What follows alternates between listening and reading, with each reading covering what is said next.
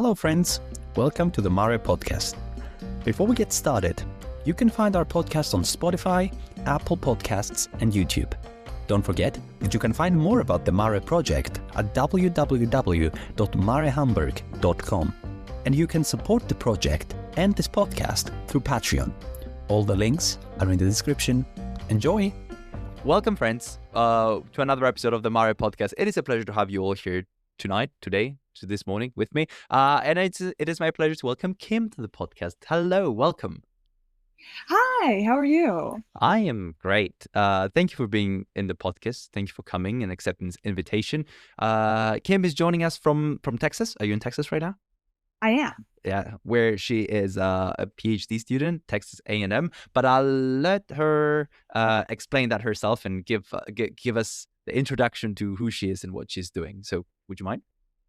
Yeah, absolutely. Thank you so much for having me. I'm Kim. I'm originally from Pennsylvania. I did my undergrad in Michigan, where I actually went to college, small liberal arts college that didn't have any archaeology and no anthropology. So I majored in chemistry and Spanish. And now I study mostly conservation at Texas A&M. Okay, excellent. So obviously I have questions, but so you say there was no anthropology or archaeology in where you were. So did you want to do anthropology and then ended up doing chemistry? Or did you not? Yeah, so I did. It was one of those things that when I was a kid, I wanted to be an archaeologist. And somewhere along the line, you get into the rhetoric that like nobody ever gets a job as an archaeologist. You have to do something real. And so I ended up not even considering whether there was an archaeology program when I chose my undergrad institution because I didn't even consider that as an option. And so I ended up at Hope College, shout out Hope College in Michigan.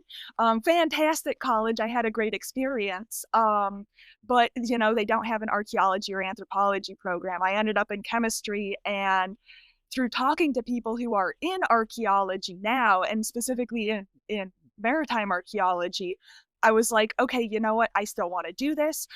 This is my aspiration in life, but I'm a chemist now. Do you think I can? And they said, absolutely, go for it. And so here I am.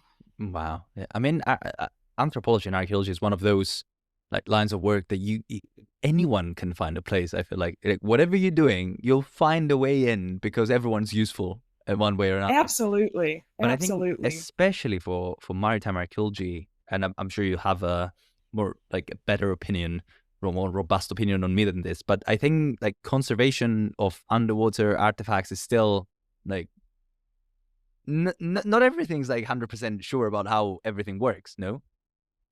Yeah, that's I like to say that my favorite part of conservation, what I really like to study, is the post-conservation problem-solving part of it. You've conserved it, and everything's so different. And so even if you conserve it to the best-known standards, you come down the line like 2 or 3 years, and you're like, oh no, something happened to it. Oh, what on earth do we do with it now?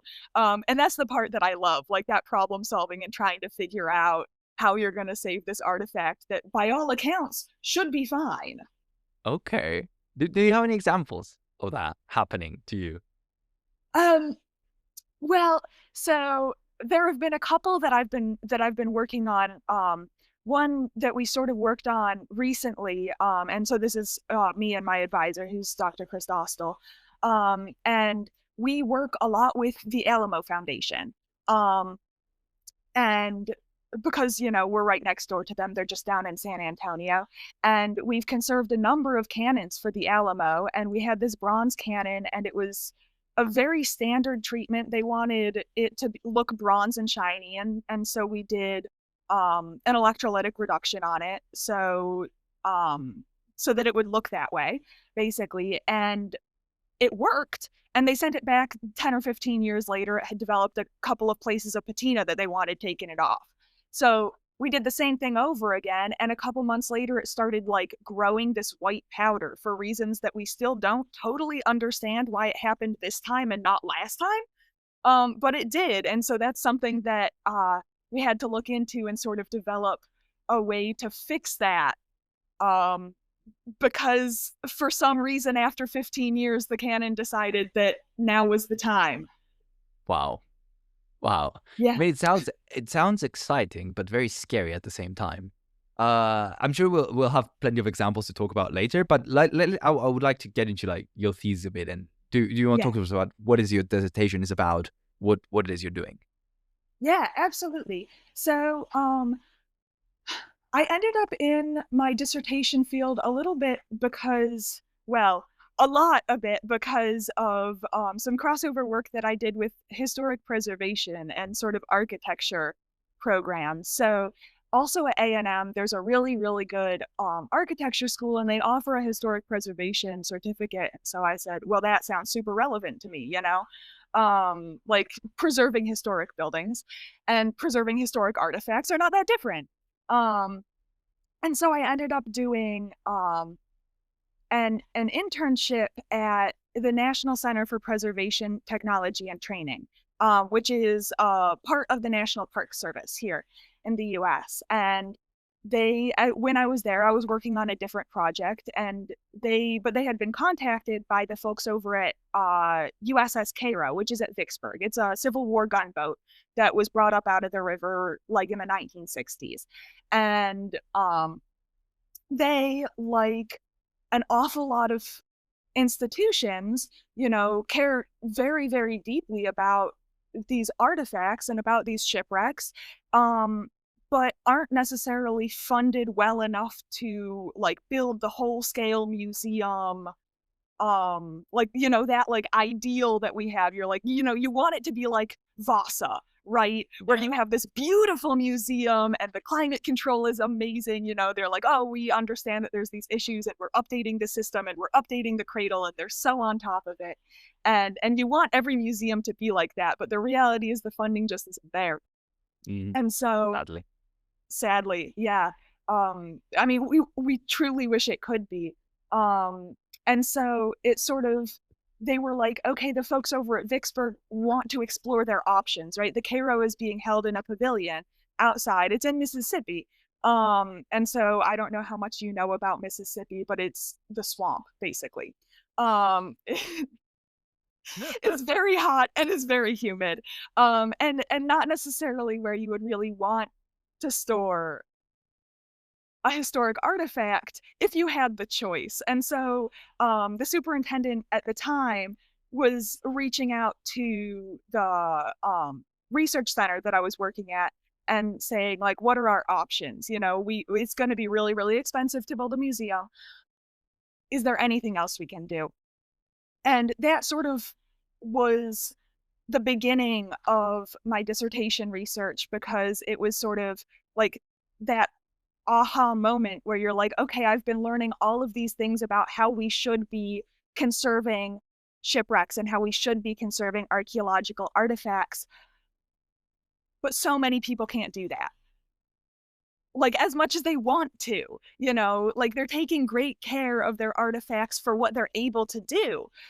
And they want to do the best they can, but like the gold standard isn't possible for whatever reason. And there's a ton of shipwrecks that are like that. And so my dissertation is basically, and it's turned into sort of a case study between like the options for USS Cairo and the options for the gunboat Philadelphia, which is held in the National Museum of American History, indoors in a climate controlled space, and sort of like what the options look like for each of those, thinking realistically about their ability to deal with the environment. And so some of the more interventive methods that you wouldn't ideally want to use are things that may be better for wrecks that are being held in are sort of less than ideal, you know, curation situations. And so that's sort of what I'm exploring.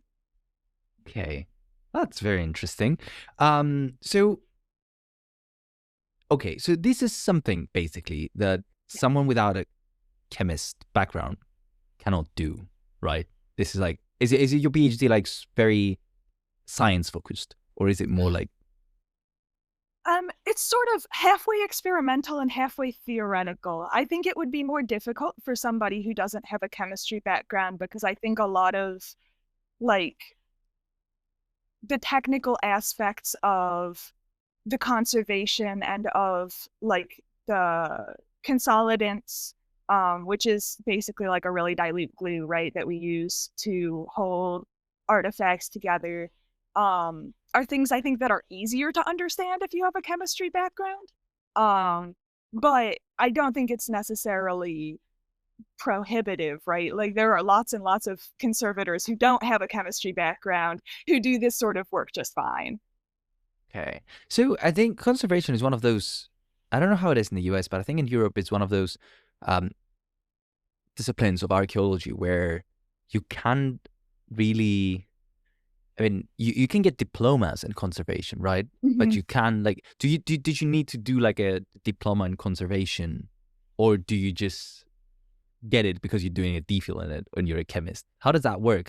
Because I guess if you go to a project to work as a conservator, do you need like any kind of, I don't know, qualification? How does it work? So it sort of depends. So I did get the conservation certificate. They do offer one. But it's mostly a representation of like the amount of coursework and research that I've dedicated to the subject. Most of the jobs, I would say, I mean, obviously there's like different types of conservation jobs, right? Like there's certain, like if you're an art conservator, there's a very specific thing they want you to be able to do. And there are certain universities that are like the gold standard for getting a degree for art conservation. I'm not qualified to do that, even a little bit. Wow. But a lot of, especially for archaeological conservation, they're mostly looking for experience. And so if you have the experience, which of course, you get through volunteering or jobs or internships or things like that.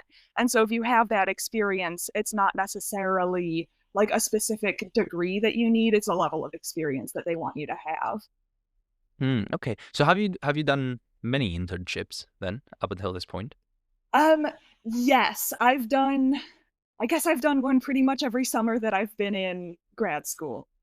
Nice. No, I mean, So, that's important. Okay. Any highlights from those? Or was it the same place every time? Or was it like different projects? no, all different places. Oh, wow. Although this summer I will be going back to somewhere that I was 2 summers ago. So I'm actually going back to that lab in Louisiana, that I'm working with for my dissertation research.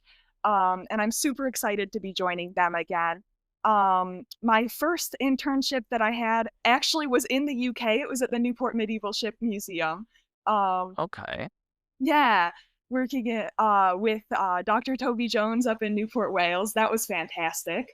Um, Do yeah. you mostly work with, sorry, stupid question, but do you mostly work with wood or like iron Um, or like both? so I mostly have worked with wood. Yeah, I like our lab, and like obviously I don't exclusively work with wood. The Alamo cannon was bronze. And like I have worked with other materials before, but I primarily work with wood. Okay. Was it by choice, or was it because there's so much wood that needs to be conserved that you I need people to conserve wood? Yeah, it's mostly that there's just so much wood and it has so many problems. Like wood is very delicate when it comes out of the water, and then it likes to have issues. I mean, metal does too. We always say that metal likes to not be metal. It would rather be corrosion. So it has plenty of its own issues, but we deal with a lot of wood issues. So Yeah. So what's the state of the art regards to like wood conservation nowadays? What do you do with wood? Do you just like dip it into water and turn salt water into regular water, and then what do you do with it? What happens to wood nowadays? I feel like, um because for me it's like I get the wood out of the water after an yeah, excavation. I put it into like back into salt water basically, yeah. and leave it there, and then it just goes away to a magical place, and something happens to it. What happens to the magical place? Like, what do you do with wood nowadays? Well, there's a couple different things you can do, but overwhelmingly, we do a treatment that's called it's polyethylene glycol, which is PEG. You might like recognize it if you've looked at like the back of um like certain like lotions and moisturizers and things. It's in there as well. Um I it's don't an read the oil back of more derivative. more moisturized lotions, but sure, maybe someone does. Maybe someone does. It's back Yeah. there. Um, and it's an oil derivative. And basically what we do is we take the wood that you've so generously kept in salt water for us. Thank you. And that's really the most important thing you can do in the field, right? We're like, just keep it wet. Um, and so we make that transition into fresh water. Um, And then usually what happens is you start adding polyethylene glycol into the water. Okay. And there's a couple of different, we call them molecular weights, but it's basically the size of the molecule. So there's like little tiny ones and then there's bigger ones. Um, and the little ones are better for getting into like really dense wood, and the bigger ones are better, in general, they're more solid at room temperature and they're better at like sort of filling in holes. Um, and so we choose which one we want to use. Um, Sometimes people use both if they're going all the way up. So you might start with a really little one to get into the middle of the wood, and then you graduate to a slightly larger molecular weight. And then and if you do that, usually you'll bring it up to like 85%. So instead of it being 100% water, now you're at 85% PEG, and then you'll let it dry out. The other way you can do it is choose one molecular weight usually, and you bring it up to like 40%, and then you freeze dry it. And that's become a lot more popular because it uses a lot less chemicals, and that's a lot less expensive, because if you've seen the Hmm. price of oil nowadays, the price of PEG is connected to the price of oil. Wow. Okay. Yeah. Yeah, I was always under the impression, I don't know why, but that you injected PEG directly into the wood. Ah, It's news to me that you just basically put it in the water and then it gets yes. absorbed. Yeah, well, that misconception is now gone. So okay, wait. So you threw a lot of like new words at me. So Yes, sorry. freeze drying. Yes. So do you have like a giant fridge? You like put wood in there. How does that Yes. work? Okay. It's exactly what it sounds like. But When what do you our have like a lab giant boat? No. Yeah. Well, can it fit like a giant fridge? What? How does it work? Yes, so and I'm not gonna remember how many square feet our freeze dryer is, but it's a lot. Um Oh, wow. and I'm gonna remember even less how many square meters that is. But um but we have on our Rellis campus. So there's two campuses at Texas A&M on like sort of in College Station. There's the main campus, the Rellis campus, and the Rellis campus is where our large conservation lab is. And out there we have a giant freeze dryer. We generally take the ship apart, like plank by plank, um, and then stack everything up and send it into the freeze dryer, and you can fit pretty much a whole ship in there. That's what it was built for. Um, so yeah, we have one. Mary Rose has one. I know that because the Newport medieval ship was done in batches in the Mary Rose's freeze dryer. And I think there's several other people who have one as well. Um, Wow. So how long does it wood need to stay in the freeze dry? um, it's usually a couple of months. We put monitors in it to make sure that it's fully dry, because that's really like the metric, right? It's not going to come out until it's fully dry. And so but that's usually a span of several months. Okay. And then okay. Then you use your various techniques, either peg or like freeze drying, and Uh, then you one day it's like fully dry, you pull it out, you yeah. build the ship back up again, Yes. and then what? And is it as like forever now? Is it the same? But I suppose it's the same with the cannon, right? That one day might come back and be like, there's a thing happening to the wood, come fix it. Yes. That's actually one of the things that we have, at least with our contract with, so one of the things that the A&M lab is well known for conserving is the La Belle shipwreck, which was a French shipwreck which wrecked in Texas in the late 1600s and was conserved at our lab. And part of what we do is go out a couple times a year to the museum and make sure that everything still looks good, make sure that it's, the way that it's supposed to be, because not only can surprise things that you didn't want to have happen to your ship happen to your ship, but also normal museum things like dust collection and cleaning and everything else that goes into keeping a museum display nice and tidy and beautiful for the public. So yeah, it's an ongoing process. Yeah. So what's the ideal conditions then to preserve a ship after its conservation? Like you say like monitor like the temperature of the room, but like what's the temperature that the room needs to be in? So realistically, I mean, this is one of those things that it's a compromise between the artifact and the people who are looking at it, right? Because organics preserve best when it's really cold. Like we know this from anything that's preserved in the ice, anything that's preserved at really deep water wrecks, So like for maritime archaeologists, like the Baltic wrecks, the Great Lake wrecks are really well preserved. It's super cold. Museum goers don't like that, right? Yeah.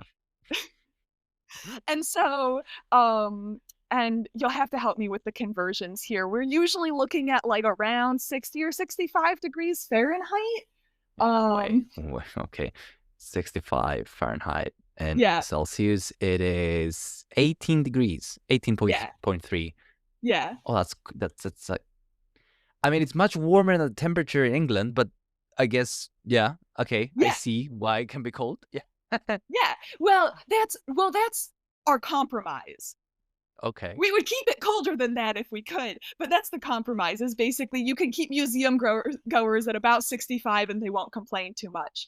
Complain too much. Has there been any like research for it? I'd love, is there a person like who was doing surveys and is like, how did you feel? How was the temperature? And people just kind of like decided I should not. To be fair, I don't know of anyone who's done that. I know there are definitely like there's definitely research about like the ideal temperature for the artifacts. I don't know that there's research for the ideal temperature for the museum goer. I think it might just be a guess.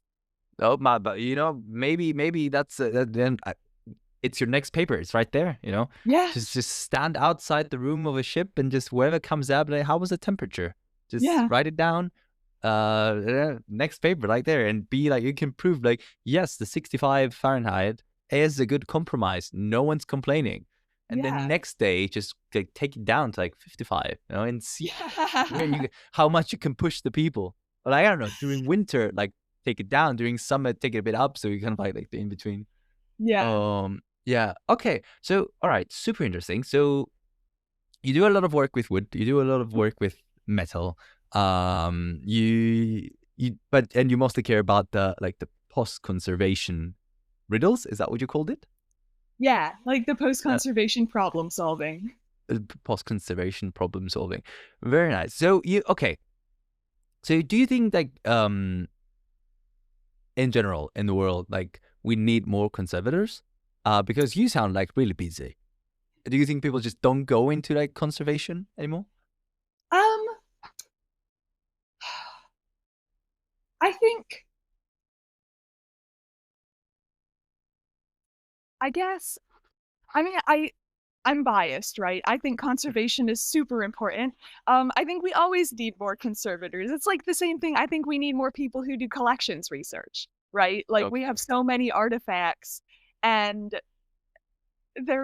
once they come out of the ground, they're still around, and I don't think that we necessarily have enough people who are paying attention to them. But it's hard, right? Because it comes down to especially like an archive and museum funding issue. And we know that our cultural heritage institutions aren't always the best funded. And so like it would be really great if we could have a lot more people going into conservation. Like in the ideal world, I think that we definitely should.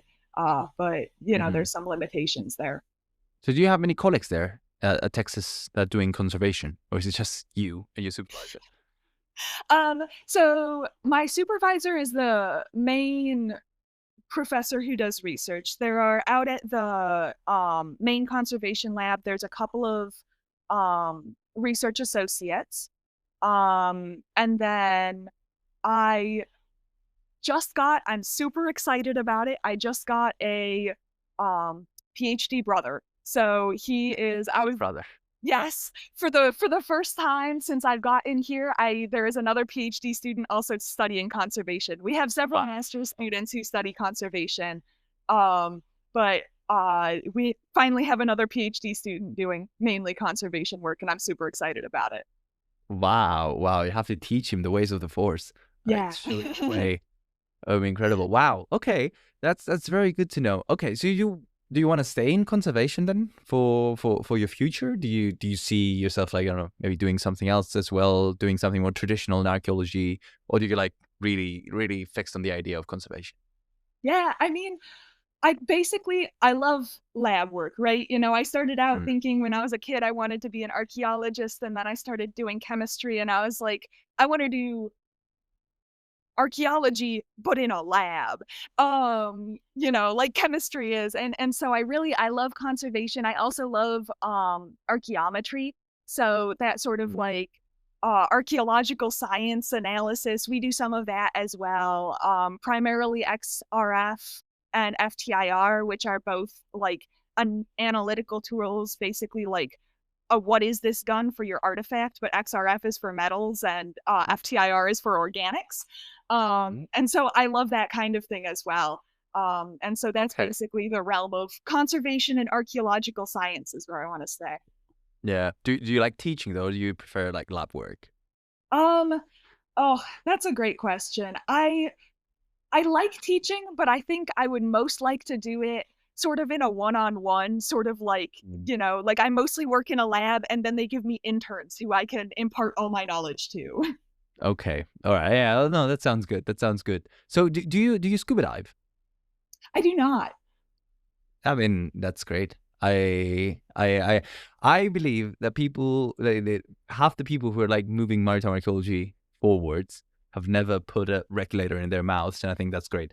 And I think we should talk about it more often. So that's why I keep on asking people when they come Yeah. to this podcast, like, do you dive? Do you not dive? And I think half of them is like, no, I never dived in my life, and they're doing amazing research. But anyway, I want to thank you for coming to the podcast. Thank you for sharing. Thank you for talking about your research and about all the exciting things that you do there at conservation when you're in the lab or outside or in museums. Um, is there any closing remarks you want to say to me or to the audience, to the people listening? Um, I mean, thank you so much for having me. It was great to be able to talk conservation with you, and sort of spread the good word of maritime conservation to you and the audience. I think it's super important and something that I don't think we talk about enough in the field, the amount of work that goes in on the back end after you find all the artifacts. So it's been Yeah. great to be able to talk with you about it.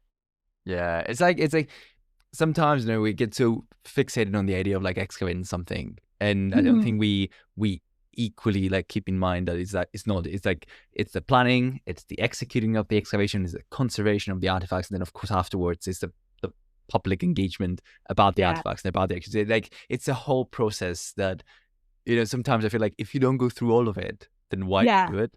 Kind of thing. Yeah. So like you don't excavate for the sake of excavating. You excavate because you want to conserve, and you conserve because you want to share. Yeah. So I think Absolutely. it's a, it's part of the process, equally important part of the process. Because if you bring something out of the water and you don't conserve it, then it doesn't matter. It will like break apart into a million pieces, and it will be lost to everyone. Yeah. So yeah, thank you again. Thank you very much, and thank you everyone for listening to another episode of the M.A.R.E. podcast. And I'll see you all in 2 weeks. Bye.